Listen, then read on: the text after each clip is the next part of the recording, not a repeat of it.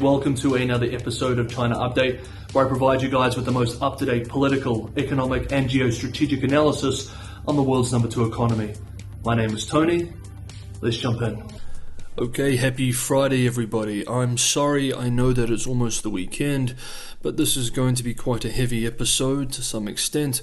Things are not looking particularly positive this week. In a spectacular example of the Streisand effect, yesterday Beijing saw another spike in panic buying after a Beijing official expressed during a press conference, quote, "The so-called lockdown and static management are rumors, and there is no need to stock up on food," end quote. Panic buying has been sporadic, however, with some supermarkets bearing empty shelves, while other places appear to still be well stocked.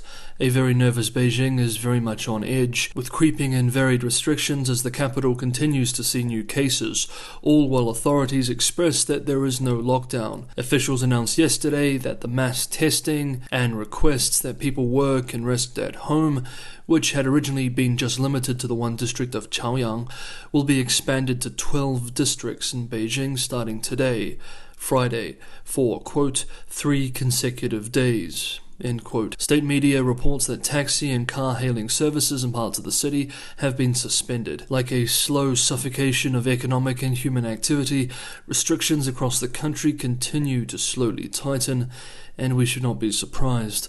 Last week, the Politburo Standing Committee told the country that zero COVID is the highest political task for all officials and cadres. Thus, nervous local officials will not be taking any risks, even if it results in high economic and social costs. Indeed, Chen Long, an analyst with Plenum, a Beijing-based consultancy, expressed in a piece yesterday that authorities are, quote, trying to fight 2 battles simultaneously, containing COVID and preventing the deterioration of the economy, end quote. But while, quote, officials are told to win both, the reality is that they must prioritize one over the other. Zero COVID still trumps the economy for now. End quote. More on the economy soon.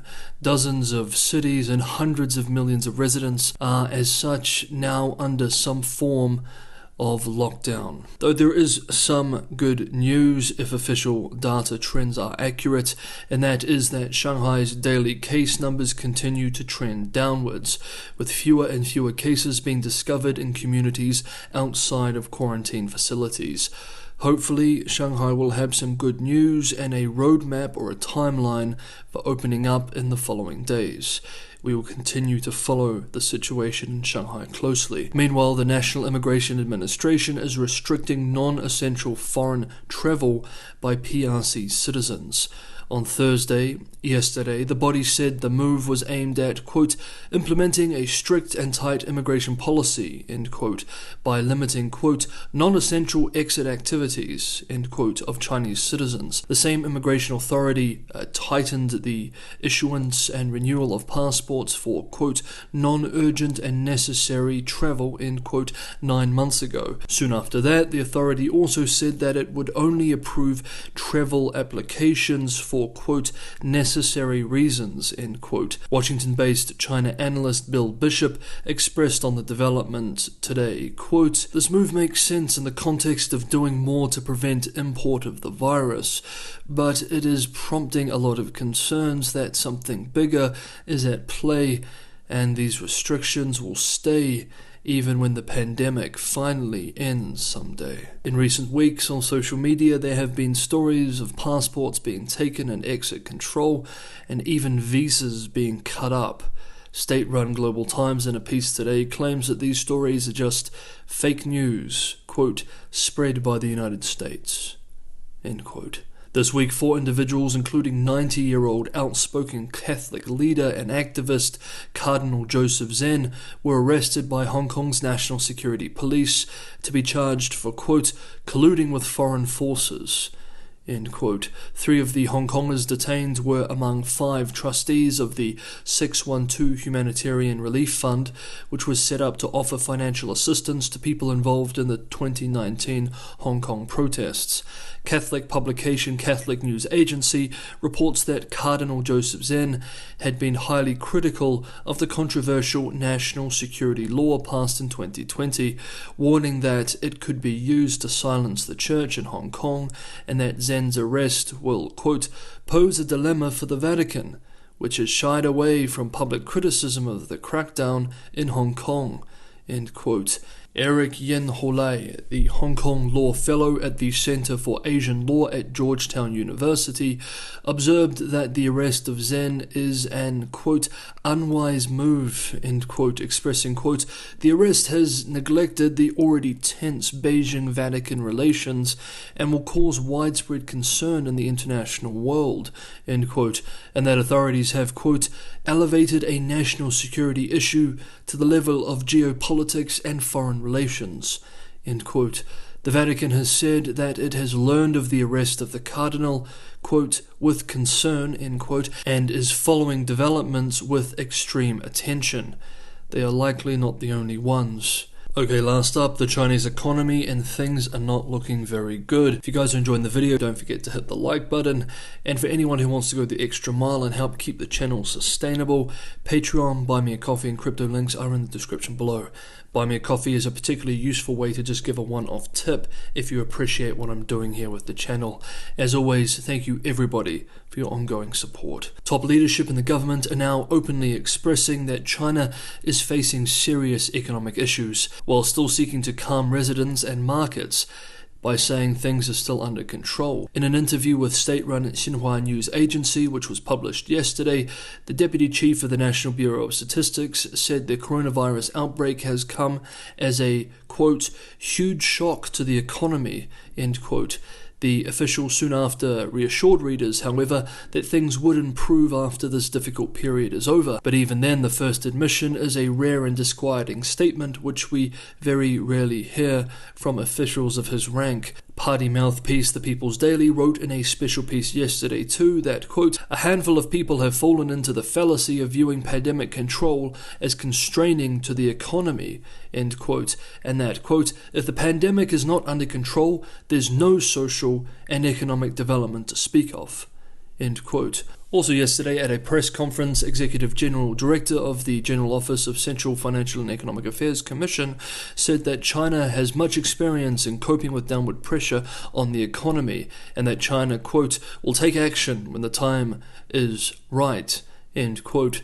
The same day, at yet another event, the People's Bank of China, China's central bank, announced in a special statement that it was making stabilizing economic growth a top priority and will step up support for weak sectors. So we're seeing some mixed messaging coming from some of these different officials.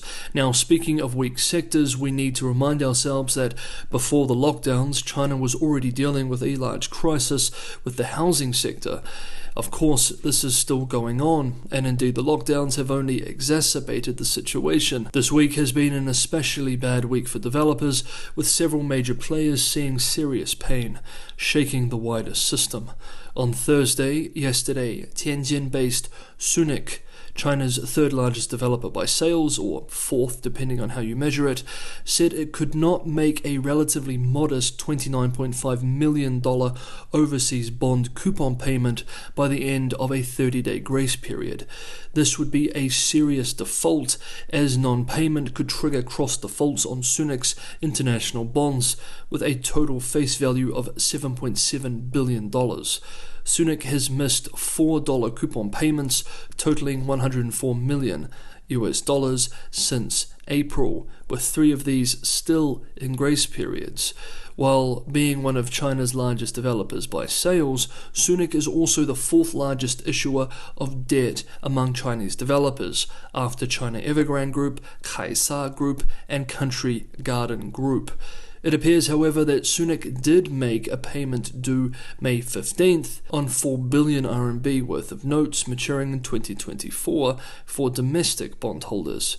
Sunik, like Shimao, which we discussed yesterday, is facing tremendous liquidity constraints. New sales data published by domestic financial outlet Yicai yesterday show that in April, Sunik China Holdings saw a 75.2% collapse in sales. The rest of the industry didn't fare much better either. According to the Yicai report, 13 major real estate companies, including Vanke or Wanghe and Country Garden, achieved combined turnover of 203 billion RMB, $30.2 billion in April, diving 52% from a year earlier.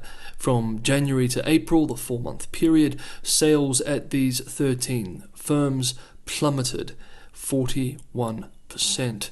Now, let's end the video with a quote which UK-based Japanese-owned Financial Times claims is from a local official in the city of Nanjing in Jiangsu province, which, if true, I think perfectly encapsulates the economic crisis Beijing is facing and the deep frustration at the local level. Quote, "The Politburo Standing Committee made it clear last week that fighting COVID was our top priority. But we can't ignore the economy, and the economy is in free fall."